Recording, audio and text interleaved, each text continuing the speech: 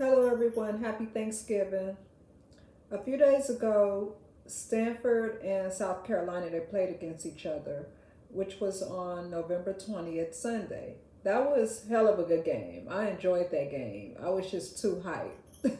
It was a lot going on during that game, and they had an overtime. Man, oh man! Like I hope you really watched that game, cause to be honest, I wasn't sure who was gonna win that game.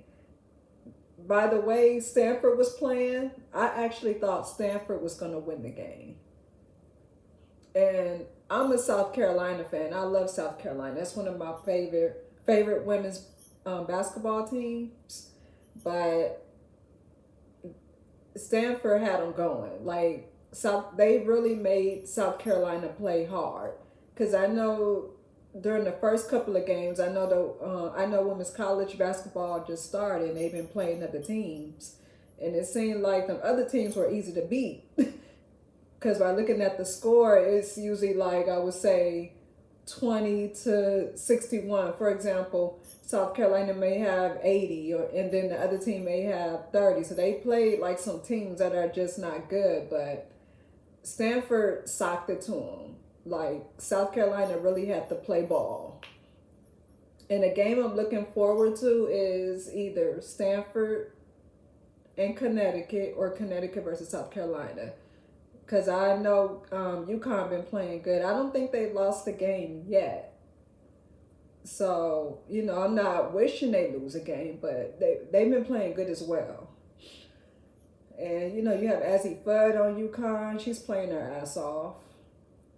With Paige Beckers being injured, like the whole team, they still playing good without Paige being there. But I just want to talk about this Stanford and South Carolina game, which happened, because I want to talk about a game that actually happened. That was like one hell of a game. And, I'm going to get to how the players is playing in a minute. I want to talk about Brink, because Brink did play good. I think she scored at least like 20 some points, maybe 25, around that. But she played one hell of a game. She played her ass off during that game. I know in the beginning of the game, because I know she's a really tall girl, and Aaliyah Boston had to play against her at times.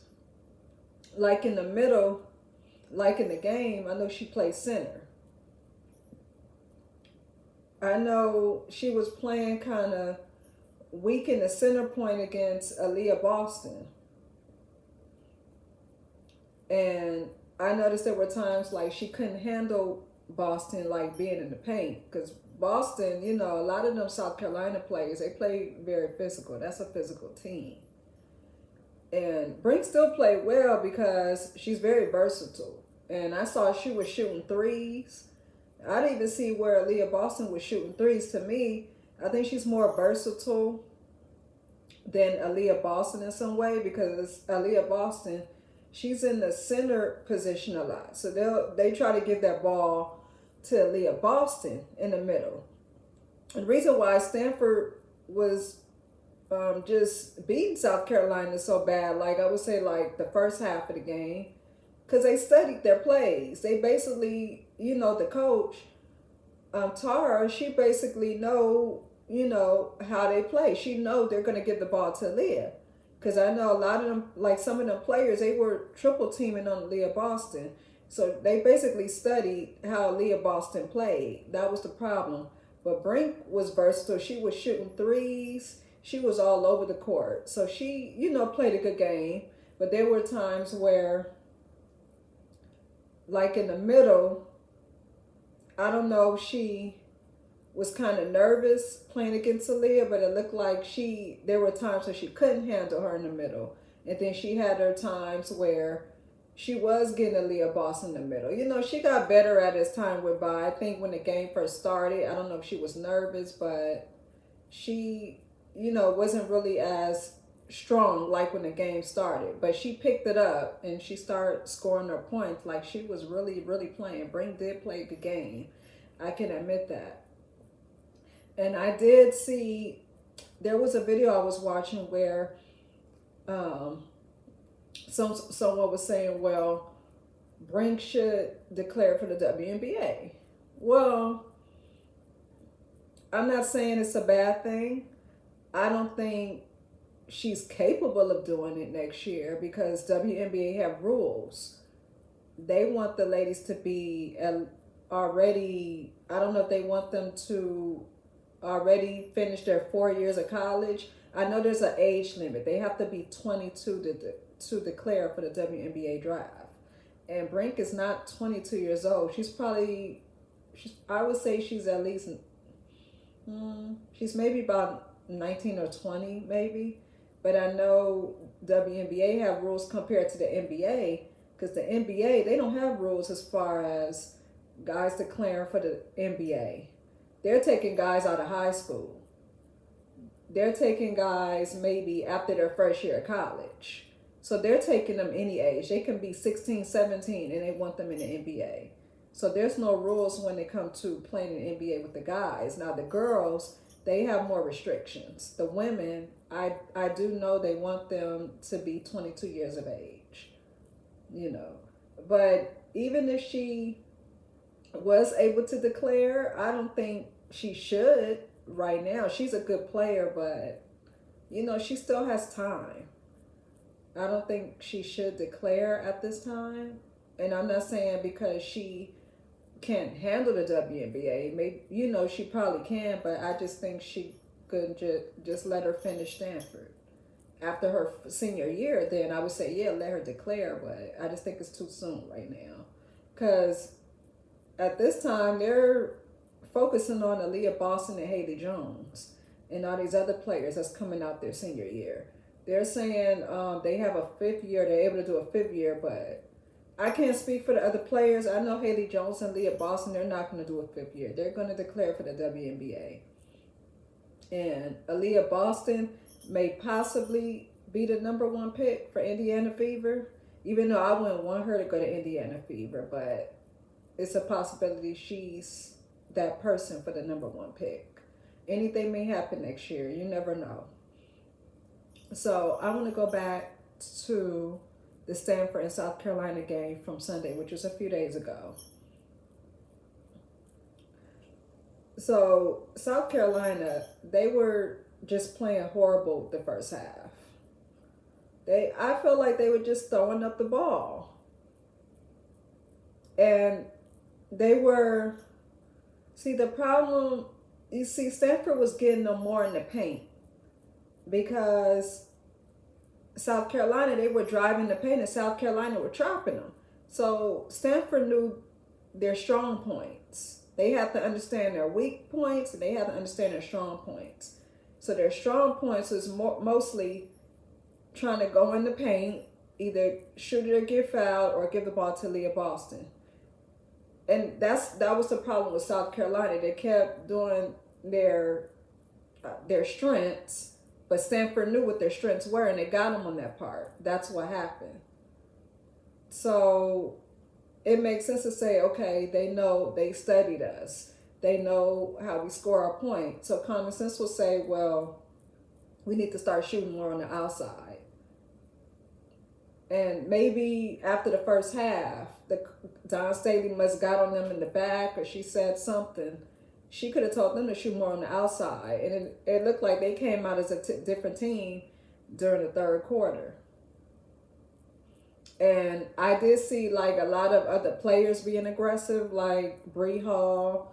She was taking the paint, getting fouled. She was very aggressive. Bree Hall and Letitia Amir, I have to give credit to them because they were, they did play their ass off as well. And then it ended up being an overtime. And the reason why it was an overtime, because Bree Bill saved the day. Bree Bill shot that 3-point shot, and it ended up being a tie. It was an overtime. Now, suppose she didn't make that 3-point shot. Would Stanford have won? Or would South Carolina still have beaten them? That's what I wonder. Because when that 3-point, she hit that 3-point shot, that was it. And then it was an overtime. But just because it was an overtime, that don't mean, it didn't mean that South Carolina was going to win, because Stanford was still coming at them. But you still wonder, suppose she didn't make it. You know, you never know. But Stanford was coming at them. They made South Carolina play some ball. And I know Aaliyah Boston, she wasn't really playing well the first half. I know she played the first quarter, and then Don saw, she wasn't really playing as well. And I noticed the second quarter, like not the second quarter, yes. The second quarter, I noticed Don didn't let her play the second quarter. And I'm like, well, why Don didn't let her play the second quarter? I'm thinking, well, did she have a few fouls? Maybe she was trying to like have her sit down that way she won't get more fouls, or she was trying to keep her like save her for like the third quarter, because I know she didn't play the second quarter. She sat her down the whole time, so I'm wondering, was she gonna let her in? Because they were still playing bad. And then I think it was Zaya Cook. I need Zaya Cook to shoot more threes.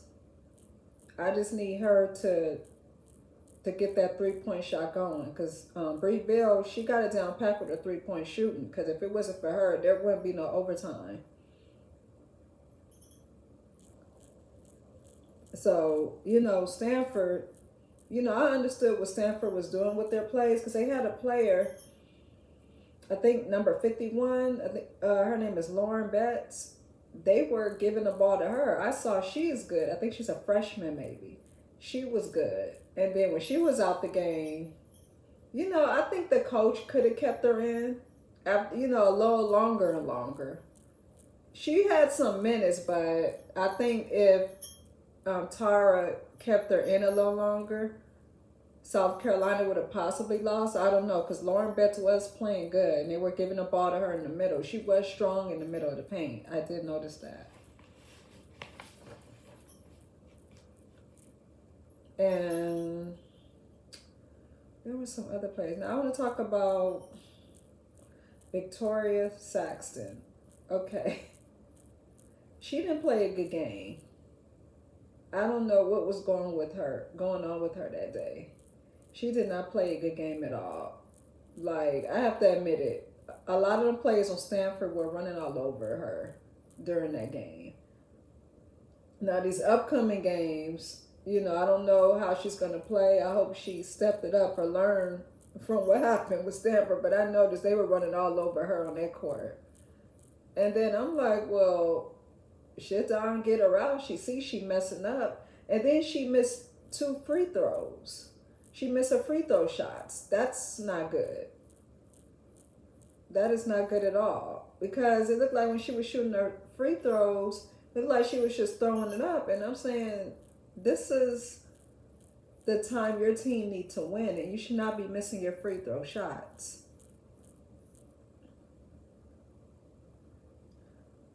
It was just, I don't know. To be honest, I wanted South Carolina to win.